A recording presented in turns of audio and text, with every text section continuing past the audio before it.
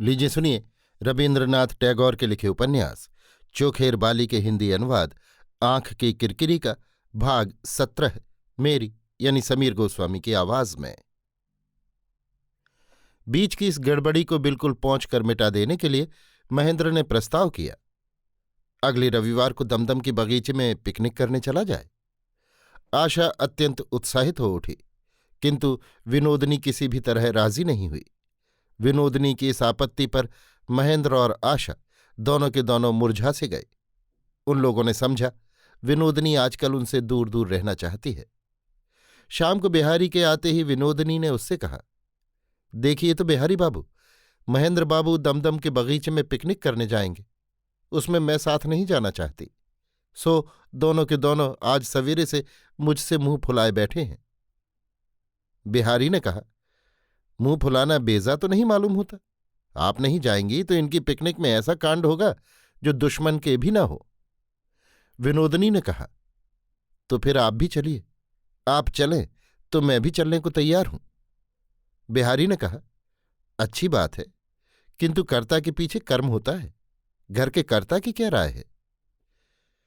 बिहारी के प्रति विनोदनी के इस विशेष पक्षपात से मालिक और मालकिन दोनों ही मन खिन्न हुए। बिहारी को साथ लेने के प्रस्ताव से महेंद्र का आधा उत्साह काफूर हो गया।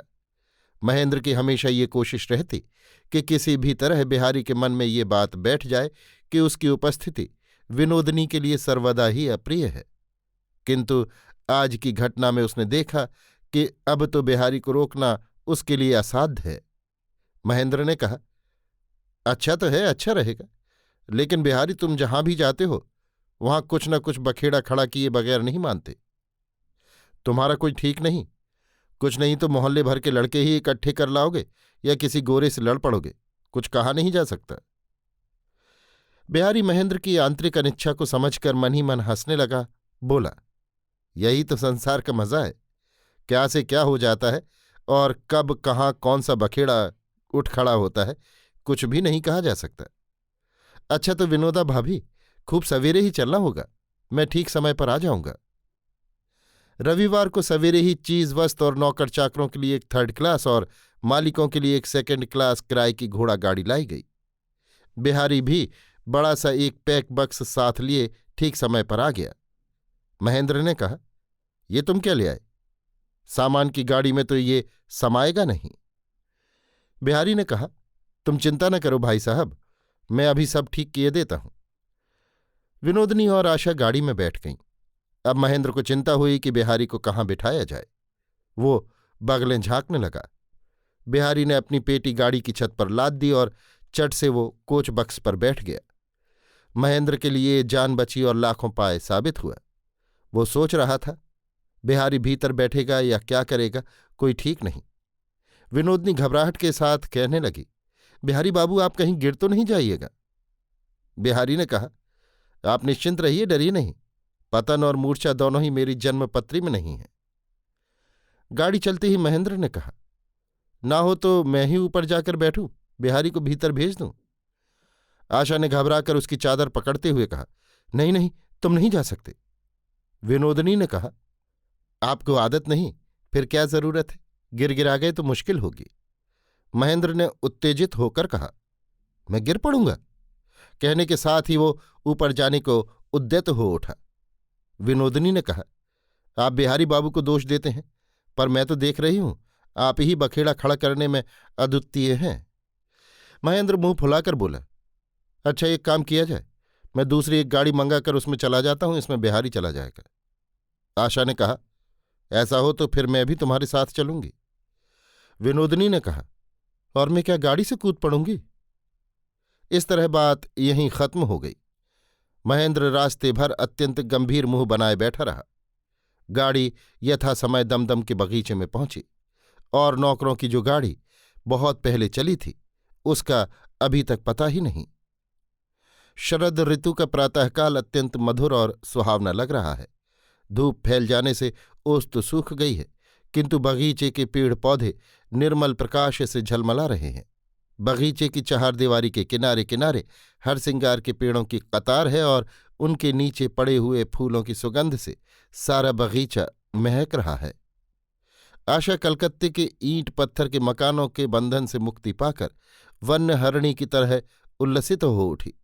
उसने विनोदिनी के साथ ढेर के ढेर फूल चुने, पेड़ से पके शरीफे तोड़कर उसके नीचे बैठकर खाए, और फिर दोनों सखियां मिलकर बहुत देर तक तालाब में नहाती रहीं।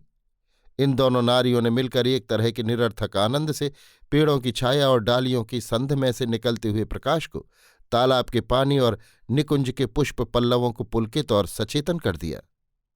नहाने के बाद दोनों सखियों ने आकर देखा कि नौकरों की गाड़ी अभी तक नहीं आई है। महेंद्र कोठी के बरंडे में कुर्सी पर बैठा किसी विलायती कंपनी का सूची पत्र पढ़ रहा था। उसके चेहरे पर खुशी का नाम तक नहीं, सूखा सूखा सा दिखाई दे रहा था। विनोदिनी ने महेंद्र के पास जाकर पूछा, बिहारी बाबू कहाँ हैं? महेंद्र ने संक्षेप में उत्तर दिया, मालूम नहीं। विनोदिनी ने कहा, चलिए उन्हें ढूंढ निकाला जाए। महेंद्र ने कहा, उसे कोई चुरा ले जाएगा, ऐसी कोई आशंका नहीं मालूम होती, बिना ढूंढे भी वो मिल जाएगा। विनोदिनी ने कहा, लेकिन कम से कम ऐसी तो आशंका है कि शायद वे आपके लिए ही सोच में दुबले हुए जा रहे हों कि कहीं दुर्लभ रत्न खो गया तो क्या होगा। कम से कम उन्हें तसल्ली तो दे आना चाहिए। तालाब के पास एक बड़ा सा पक्का घाट है। वहां बिहारी अपना पैक बक्स खोलकर स्टोव निकालकर उस पर पानी गर्म कर रहा था। सबके उपस्थित होते ही उसने आतिथ्यपूर्वक एक एक प्याला गर्म चाय और रकाबियों में कुछ नमकीन नाश्ता निकालकर सबके आगे रख दिया। विनोदिनी बार बार कहने लगी, भाग्य से बिहारी बाबू सब तैयारी कर लाए थे, इसलिए जान में जान आ गई, नहीं तो चाय न मिलने से महेंद्र बाबू की न जाने क्या दशा होती। चाय पाकर महेंद्र के सचमुच ही जान में जान आ गई, किंतु फिर भी वो बोला, बिहारी की हर बात में ज्यादती हुआ करती है। पिकनिक करने आए हैं, यहां भी अगर सब कुछ घर जैसा नियम के माफिक हुआ तो फिर मजा ही क्या रहा। बिहारी ने कहा, तो दे दो भैया, मेरा चाय का प्याला वापस दे दो। चाय बगैर पिए ही तुम मनमाना मजा लेते रहो, मैं तुम्हें रोकूंगा नहीं। काफी दिन चढ़ गया पर नौकर नहीं आए।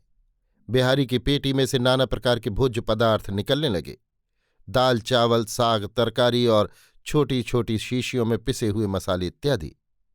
विनोदिनी आश्चर्य के साथ कहने लगी, बिहारी बाबू, आपने तो हम औरतों को भी मात कर दिया।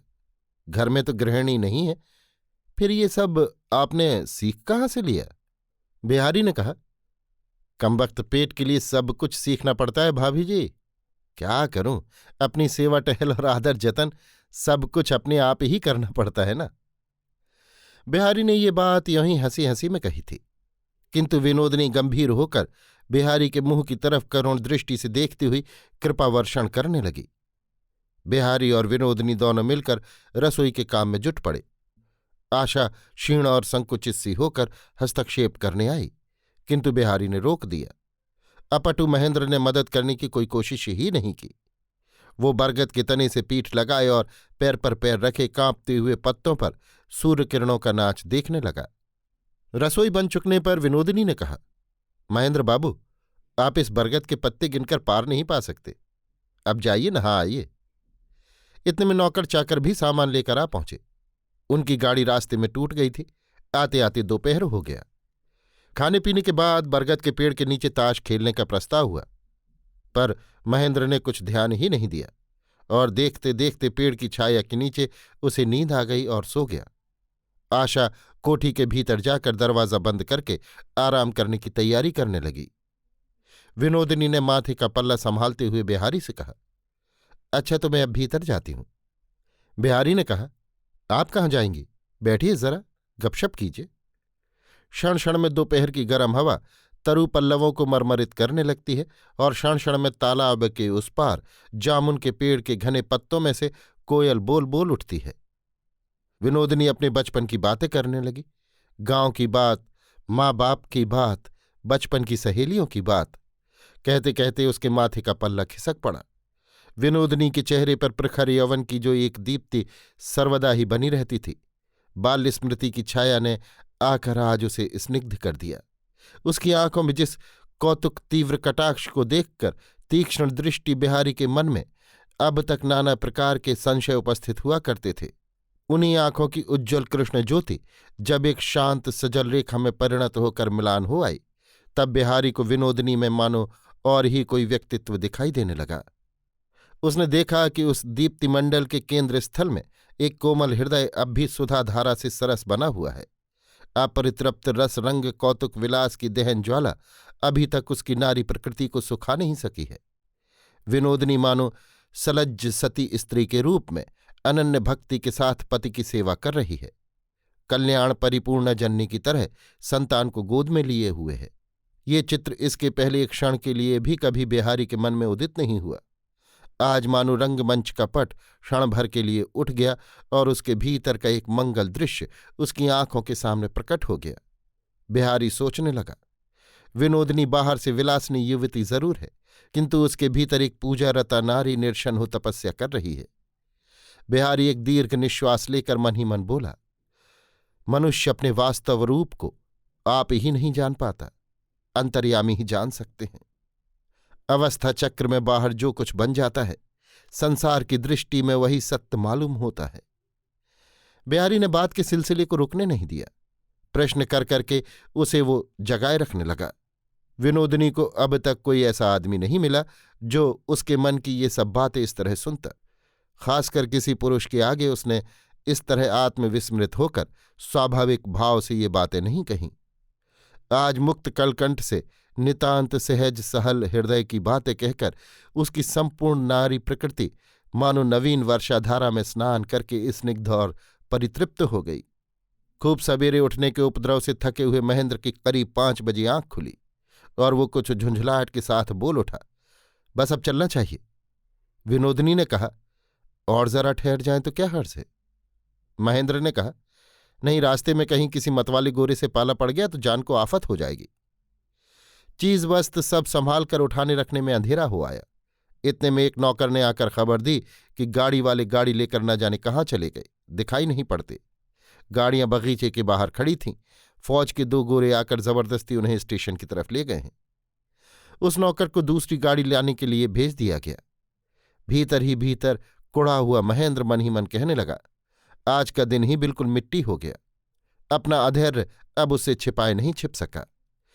शुक्ल पक्ष का चंद्रमा क्रमशः वृक्षों की डालियों के पत्र जाल से निकलकर मुक्त आकाश में आ गया। निस्तब्ध निष्कंप उपवन छाया और चांदनी के संगम से विचित्र सौंदर्य से परिपूर्ण हो उठा। आज इस माया मंडित पृथ्वी पर विनोदनी ने अपने को कैसे तो एक अपूर्व रूप में अनुभव किया। आज जब उसने तरुवीथिका में आशा को अपनी छाती से लगा लिया, तब उसमें प्रेम की कृत्रिमता जरा भी नहीं थी। आशा ने देखा कि विनोदनी की आंखों से आंसुओं की धारा बह रही है। उसने व्यथित होकर पूछा, क्यों बहन किरकिरी, तुम रो क्यों रही हो?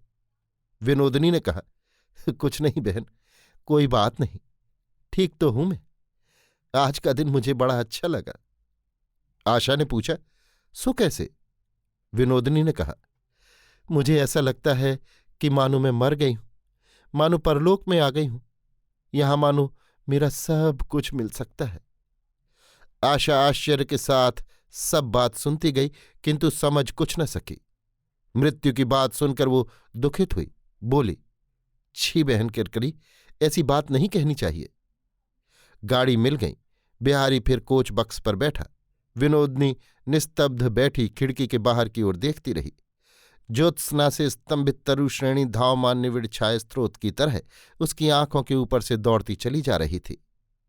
आशा गाड़ी के एक कोने में बैठी थी। उसकी आंख लग गई और महेंद्र रास्ते भर अत्यंत विमर्श हुआ बैठा रहा। अभी आप सुन रहे थे रवीन्द्रनाथ टैगोर के लिखे उपन्यास चोखेर बाली के हिंदी अनुवाद आंख की किरकिरी का भाग 17 मेरी यानी समीर गोस्वामी की आवाज में।